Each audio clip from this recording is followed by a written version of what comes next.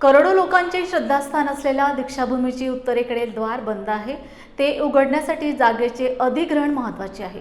महाराष्ट्र शासनाने ही जागा पंजाबराव देशमुख कृषी विद्यापीठ अकोला यांना कृषीवर अनुसंधान करण्यासाठी दिली होती। सध्या ही जागा वापरात नाही आणि जंगल वाढले आहे। दीक्षाभूमीवर वाढती अनुयायांची संख्या बघता आवश्यक इन्फ्रास्ट्रक्चर निर्माण करण्याची गरज आहे।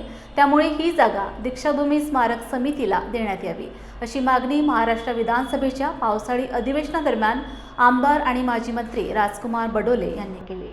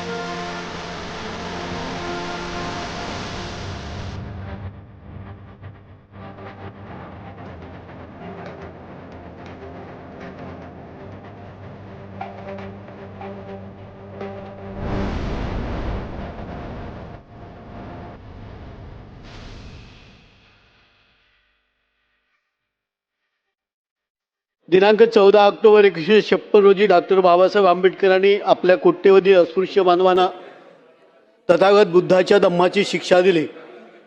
स्वतःही घेऊन न भूतो न भविष्यती अशी धम्मक्रांती करून नागपूर शहराचे नाव जगाच्या नकाशावर कोरले गेले।